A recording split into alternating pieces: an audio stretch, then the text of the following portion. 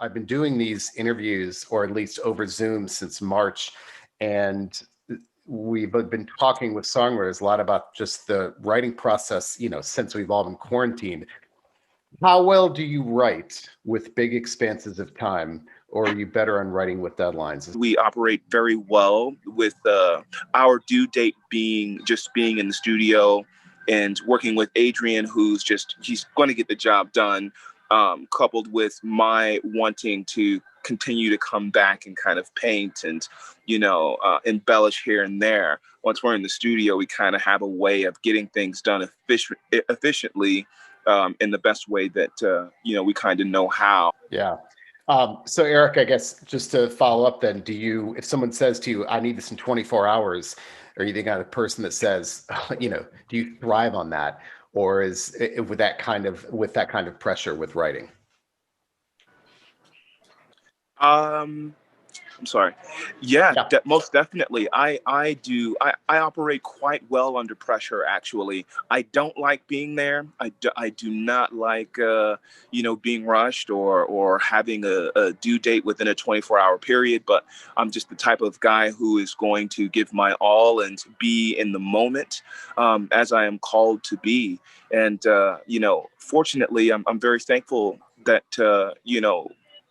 things have kind of turned out the way that they have, in that as well. I feel like I wrote a lot of the songs in the studio with Adrian, who also has, kids and a wife to make dinner and, to do his thing with at the end of the day. So just kind of having that as, the pressure, that is within the context of, what we're talking about, was a really interesting experience because, I just I'm learning more about myself in that, I've been able to kind of meet, the requirements to conclude projects. Adrian, are you a pressure type person? Do you thrive under that? And I guess we have 4 kids, and so I know exactly what it means to have kids. And I guess I also like to, how has having kids, I guess, affected your writing process? Because I know having 4 kids, I feel like I have not many hours in the day to create. And so I know that I have to get that stuff done. So I know that having kids has made me a more disciplined writer. Yeah, as far as how kids affect it, it definitely has made me as you just have to prioritize your time. I don't have a lot of free time. And I will say during the pandemic, there was a weird thing that happened is first of all, the pressure on me versus the pressure on Eric to turn something around and finish something is different because, he's writing the song, the lyrics, the melody. And I will say that my job might be a little bit easier production wise in terms of if you told me 24 hours, to turn something around, the balance of pressure versus what's on him versus what's on me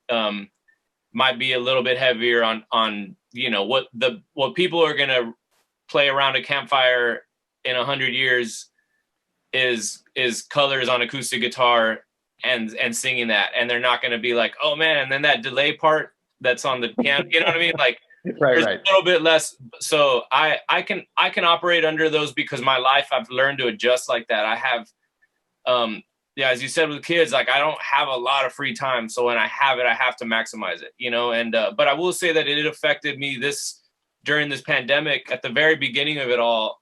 My kids are home obviously now, and my studio for the first time in 5 or 6 years is not in my house. I actually moved my studio into a bigger spot that's not home. So it's a little more luxurious, but when I was home, I just wanted to create, and the only time I could do it was when everybody went to sleep, because it was just too much distraction at home with kids there, and even with the studio.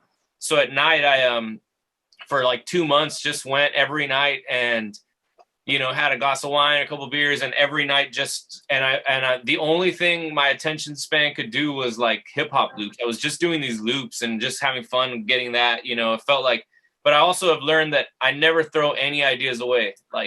It might be garbage at that moment. I just save it and I'll come back to it. And there's always something there, and I think we're both always documenting. Eric's recording every sound check with his, ideas that he has. I'm always just documenting things. So I think, to answer your question, I think we do pretty well under pressure, but prefer, to have a little bit of comfort. But yeah, as Eric said, there's that. I think it was Van Gogh. I can't remember what painting that they used to say that he would sneak into the galleries. It might not have been Van Gogh. I can't remember who it was. We used to sneak into the gallery with paint, and still kind of like right. Speak, I think we both have that tendency if we were given that option. So, but I've gotten better at just saying at some point you got to put it to bed and move on. Yeah. So now be honest with me, because every songwriter I've ever interviewed has told me that they have all those ideas that they keep in their notes app on their phone. They always keep those, but then some of them confess they never ever go back to them. Brian Fallon of Gaslight Anthem, he told me this about a month ago. He said if any songwriter ever tells you that he goes back to those ideas in the iPhone, they're lying. So do you really go back often? Here's the confession time. How often do you guys really, go back to those notes app or those notes and say, yeah, let me see, I got to dust off some of these ideas. Do you go back to them a lot? Eric, there's always, yeah, thank you. There's always a few, it's funny because I would agree with you. I have a ton of ideas in my phone that I very rarely revisit, but then there's about maybe 4 or 5 song ideas that I've re-recorded in different contexts. I might be playing it solo, and then I might have shown it to the band during a sound check, and just to capture different tonalities of the song through the different instrumentation and the people and different the perspectives of our band members, and just to hear it in different ways. There's always a few songs that really just kind of stick with us. So those songs are quite revisited, but I would agree and say that there's quite a few ideas on my phone that don't get revisited. I kind of call it, I liken it to like the minor leagues of what to the major league that is the album, right, or the potentials for the new album. Yeah. Adrian, how about you? Do you really, so it sounds like you do, go back to a lot of those. If you're stuck, do you go back to some ideas and say, let me dust these off, revisit them, maybe this will kind of get me going, stimulate me again to create? Yeah, not so much on my phone app. What I do on my phone app is I'll hum out a guitar part or like something like that. I don't go on the voice notes app. I don't go back to that as much as I do. Like I make quick demos because I have a studio here. I can knock out a quick demo and lay down a feel for a song, something that I remembered, and I can lay it down. I like to have my stuff all set up, ready to go, and I can knock those out pretty quick. Not that often, but I do when I go. I have to be like not intentionally wanting to find something, but like a lot of times when I go on bike rides and I'll just be bored of what I've been listening to, I'll just start listening, like, and if I'm kind of distracted is when I'll kind of find those where I'm like, oh shit, I forgot that was, I gotta save that. So kind of combination of both.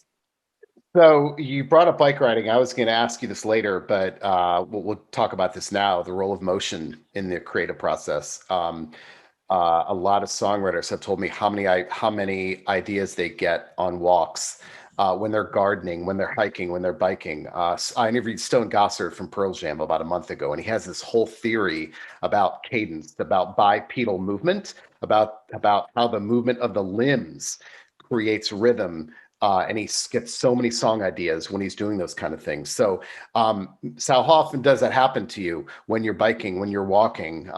Does that role of movement play an impact? And Adrian, will continue with you then to Eric on your creative process. I think so, and now that you're pointing that out, yeah, I do think, I tend to like, there was times where I would just go take my basketball, go to my park and put on headphones and just shoot basketball. And there's a rhythm to certain things, there's a rhythm to basketball, and little things like that I think do probably influence. Yeah.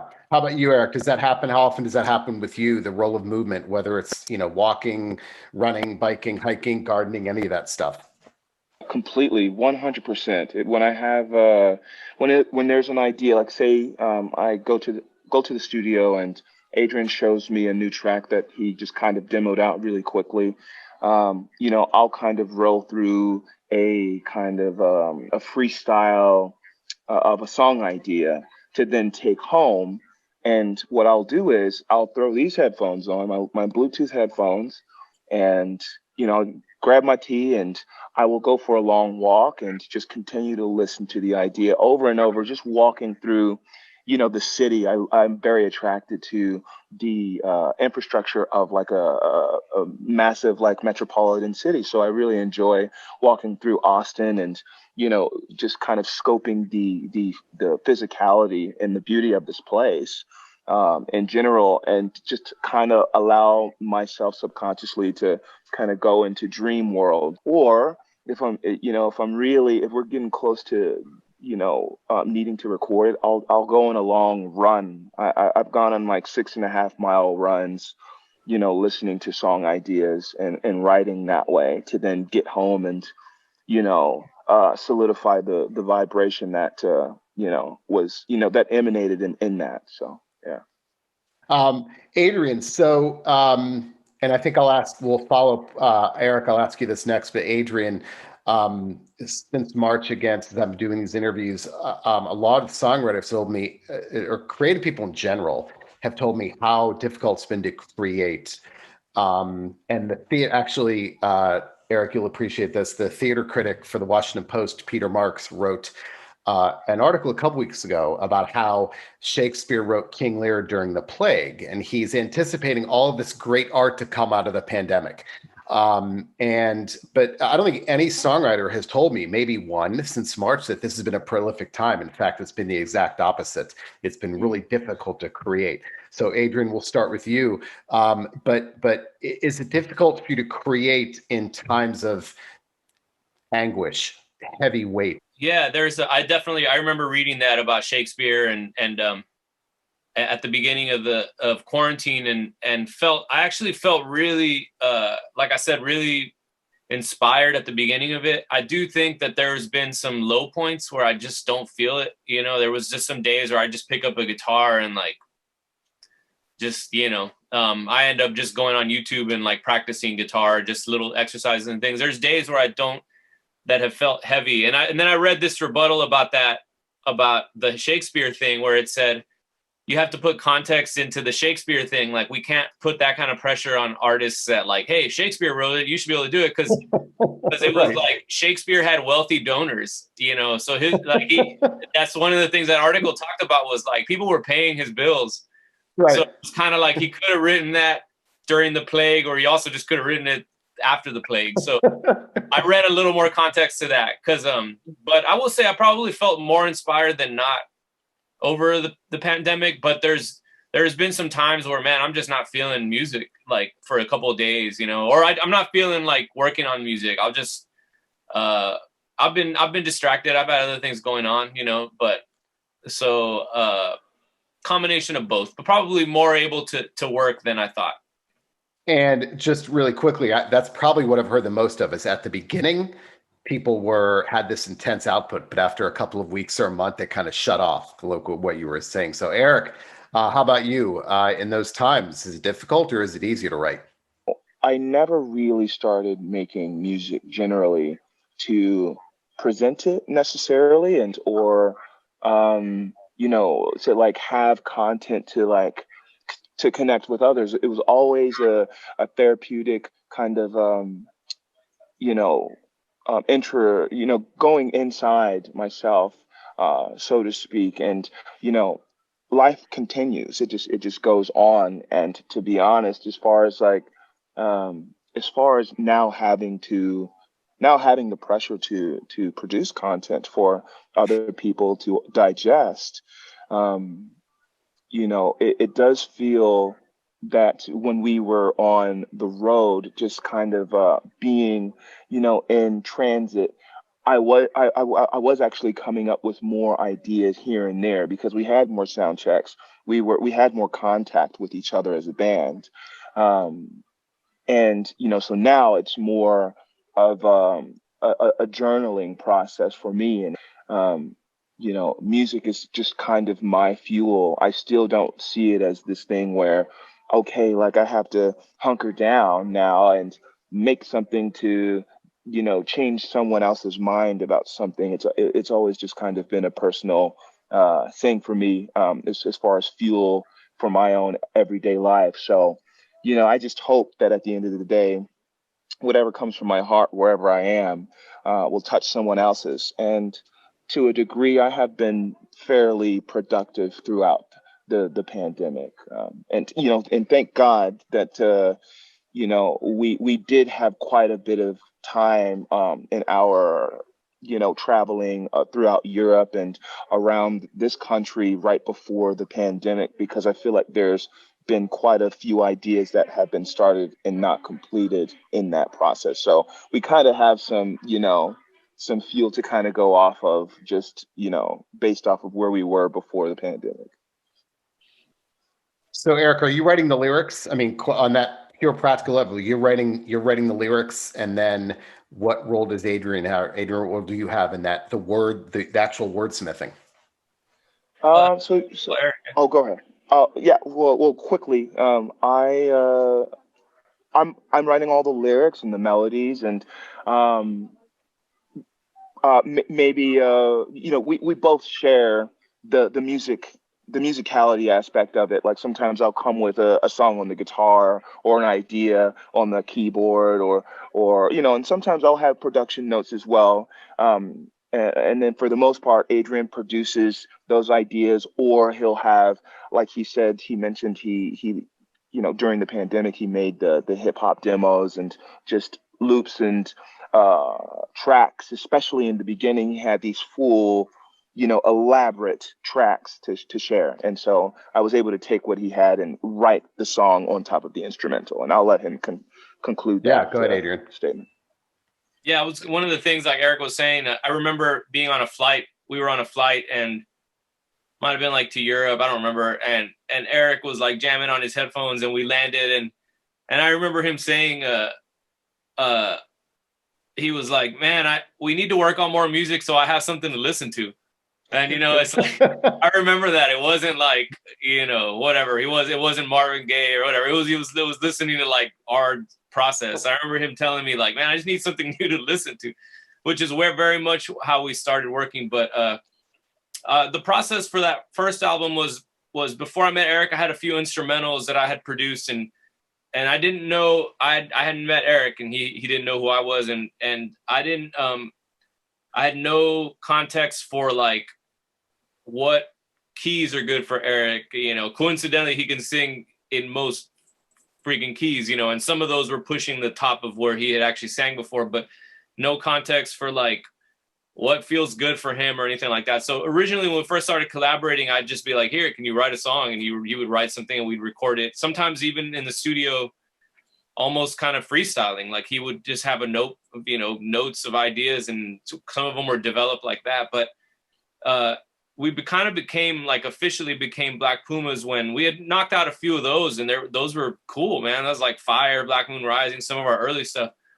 And he had already shown me his old catalog of songs that were, you know, everywhere from SoundCloud to, like we were saying, on phone memos and whatever. And that's when we became kind of like a band, and I feel like the record took up to the next level when when something that came at its nucleus from him like completely written on a guitar, and my task was to just arrange it for the band and kind of produce the track a little bit. It turned out that was all serendipitous. I mean, not serendipitous. That was all just like working, you know, like every song that he had already written before he met me that he showed me, I'm like, man, that totally fits with the stuff that we were already working on, you know? And then I feel like those songs that he had already written were working so well with that's what we were like, man, we should do this, and we should actually play these songs live and everything. So it was kind of came from two different directions, you know? Yeah. With how we started to collaborate, and now we're, you know, 3 years in, and like now if I'm working on some like a track and some production, I know like, oh man, this is, you know, this would be amazing, and yeah, I mean, I don't think we try to set limits on like also on this would not work or not work for the band. I think in particular with this new batch of stuff that we're going to start working on, you know, there's some ideas. I mean, Eric has been a performer for years before he met me with an acoustic guitar, which is where I think a lot of his songs came from. But some of these that he's bringing now are like started on a Juno toy keyboard. Some were started on this crazy, or, you know, it's like at this point, I think, well, I'm excited to see how we do this. Cause I do feel strongly that like it helps to switch up how you write, you know, like if I sit down and pick up a guitar right now and started playing, like the muscle memory in my brain and everything is going to kind of do right away, like something, unless I have like divine inspiration at that moment. It's just like gonna do something similar to maybe something I've already done, you know? So like Eric's is like, check out, he showed me this little Juno keyboard, wrote a whole thing on it. And I do think when you sit down at another instrument, it challenges your brain and your muscle memory to try something different. I've heard that. Yeah, go ahead, Eric. Sorry. I think most, like, to conclude that too, like what's really been amazing as well, you know, the fact that we both kind of, we jam on the same stuff, and, you know, we kind of jam within the same sentiment to a degree that, you know, we've been able to kind of, you know, share hats as well. Like, you know, like Adrian said, when we first started on some of the instrumentals that we kind of knocked out quite efficiently and quickly, where I'm kind of freestyling off of like different trigger words. Adrian, like he'd play the track maybe 3 or 4 times and like just loop the track and go shop on Craigslist while I just, you know, have my way with it. And you know, he'd hear something that I'd say, you know, referencing like maybe one of our heroes, songwriting heroes, like Neil Young or whatever. And he'll be like, oh, wow, like, what's that? You know, he'd say, okay, like, what about that lyric? Maybe go off of that. And so we've kind of we would share hats as far as that goes. And on the production end, I remember being in France with Adrian and hearing like a riff that he'd come up with. And I'm like, wow, like, what if we kind of took the production to a different part of the venue? Like, we're still playing soul music, but what if we played soul music over the rhythm of a capoeira percussion and like play something like that way and see how that comes out? So because we kind of, you know, we've connected with each other musically, to that degree, it's been interesting to see how the ideas kind of have evolved to where we're kind of able to keep things familiar for people while also being kind of innovative in our own right as well. You know, Adrian, what you said makes a lot of sense to me, because when I interviewed Nils Lofgren, you know, from the A Street Band, he told me that I want to say his wife bought him a harp, I think, and he started to learn a harp. I want to say it was a harp, and he talked about how playing on a new instrument allowed him to create things he never had created on the guitar before. And I have heard that from other people. So, okay, 2 more questions. One is the ritual. I'm fascinated with the rituals of writers, you know, where people tend to get their best writing done, time and place, environment, things they have to have with them. So Erica, I guess we'll start with you. How important is the ritual to your writing process? Is there a time or day or a place or things you have to have with you when you tend to get your best writing done? You know, honestly, thank goodness for Adrian, you know, in my songwriting process, because Adrian, like I said, is like kind of he's such a rock and a bit cerebral about the technicality of the sound going in to of the recording, in the recording process, that like, because for me, I'm always writing. I don't have any boundaries, or, you know, it's just, I'm just living my life, and music and writing songs is just like an extra, you know, appendage, so to speak, that I have to kind of operate with.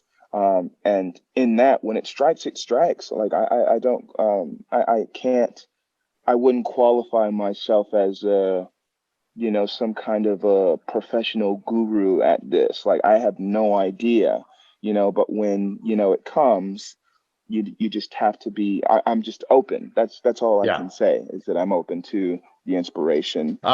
Adrian, so since you're a parent, right, you have no rituals. It's purely dictated by when you're able to write. But do you, I guess, in the perfect world, would you have some kind of songwriting ritual? I guess creative process ritual, time of day, things you have to have with you, stuff like that.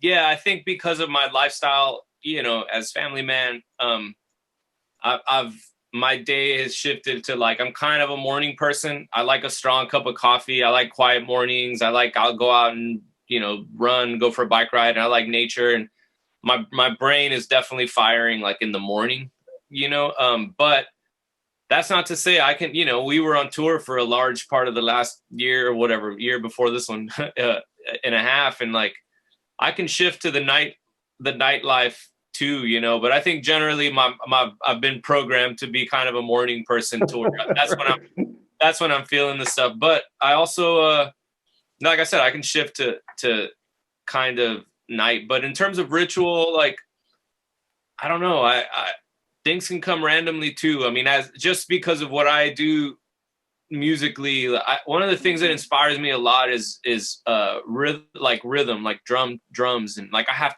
tons of loops and things that I've shared with Eric. I get inspired by cool drums a lot. That's where I'm like, oh man, if that was, that's what I'm hearing like a lot of times, and Eric's showing me a song. Sometimes I'm already thinking like, oh man, the drums and the bass could be like, I feel rhythm a lot because I'm not like a super vocal lyrical person. So that inspires me a lot.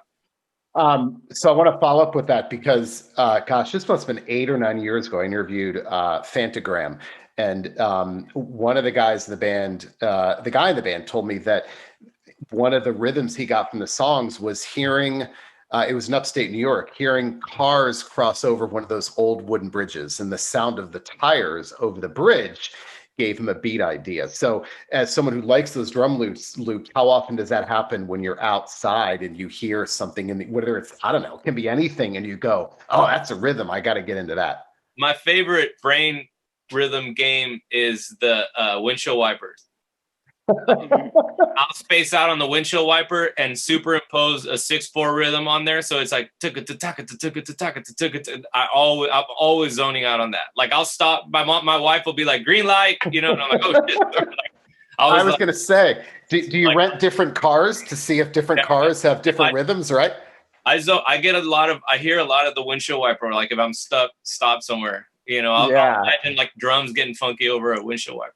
But what about the turn signal, right? That too. I mean, all that stuff. I know. All right. So, last question, Eric. Sorry, I actually meant to say turn signal, not windshield wiper. Yeah. Oh, well, yeah. I can see the windshield wiper too, though, right? I mean, I could. Yeah. Because there's more variables. The sound of the rain with it too, right? Yeah. Okay, Eric. Sorry, did not mean to cut you off, but I do find that songwriters are voracious readers, far more than the general public.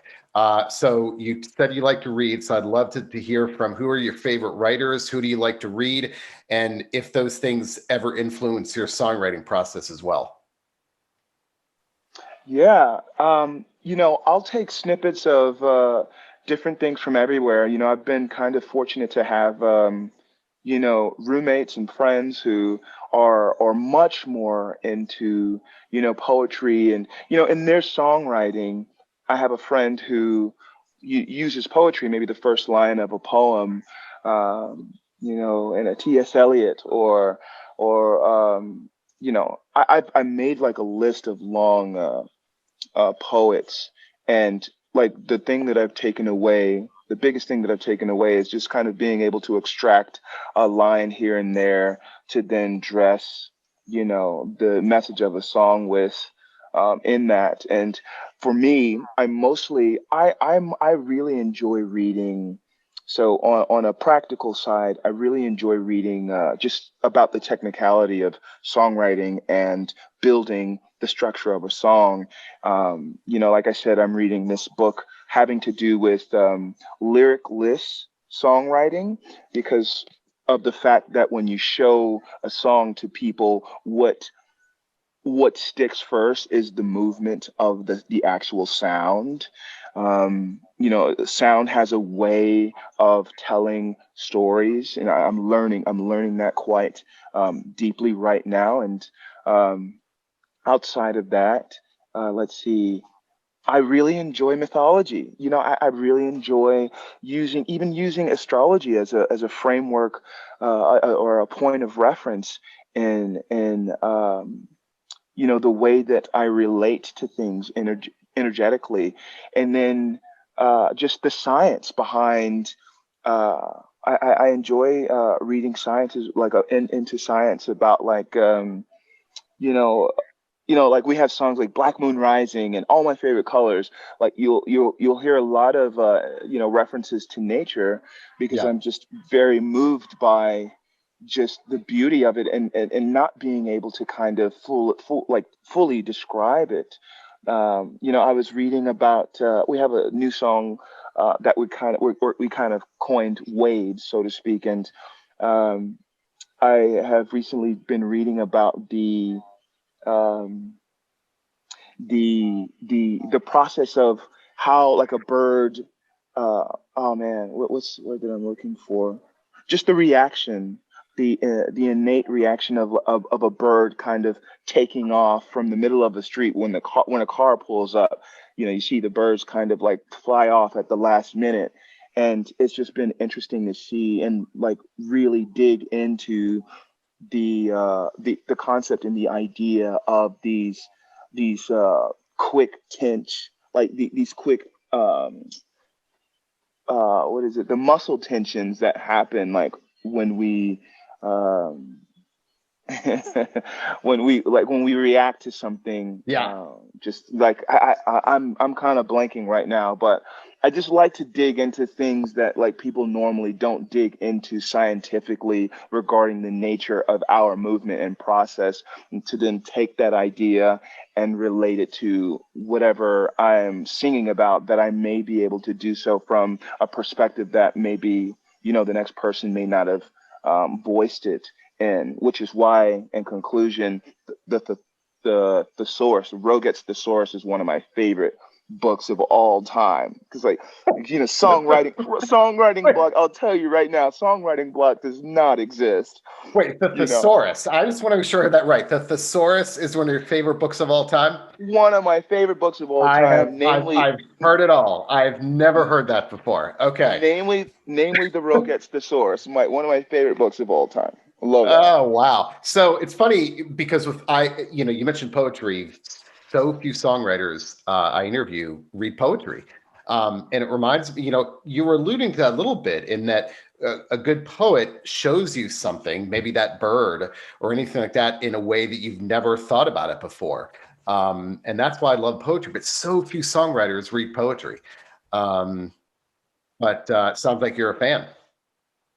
I'm not going to front. I'm a huge fan of poetry and stories, and I think that I am even more so a fan of the actual practicality of our movement as human beings. I love to learn about the facts of life, to then take that and to make my dream world seem real, you know, to Yeah. invite people. I use the reality that we all, and you know, that we're all kind of inhabiting within, to make my dreams and my ideas more familiar and relatable to, you know, in a universal way. Yeah. So yes, you know, Yeah. yeah. All right, Adrian, we'll end with you. How much reading do you get to do? Uh, who are your favorite authors? Not as much as as much as I'd like. I feel like um, I do feel like unfortunately having my iPad has made my attention span shorter. You know, so I'll read a Yeah. little bit, and then I'll end up picking up my iPad and like looking on Reverb.com, and like my attention span has gotten a little skewed with that. You know, Yeah. so I'm big. I like magazines. I like culture, history, shorter, things. I haven't really honestly haven't read a book in a while. The few things that I was really kind of into was there was an author named Richard. Give me a second. It's I can Google it. damn, I'm drawing a blank. He wrote a book called American Nomad, and he kind of delves into like these kind of cultures and subcultures and goes and like immerses himself and just kind of meets all these characters and tells all these things. I kind of read a lot of nonfiction stuff. You know, one of the things I went down a rabbit hole for a while is I grew up pretty hardcore Catholic, but when you grow up like that, you don't really you don't ask questions past the Bible and and a few things, you know. And I always just had more questions. I was like, oh, okay, well then what about, you know? So I kind of started getting into a lot of things like that, like the history of like real historical context of Jesus Christ, the historical figure, versus like just what they tell you in the Bible. So I kind of went down a lot of that, but I probably don't read as much as I should or have.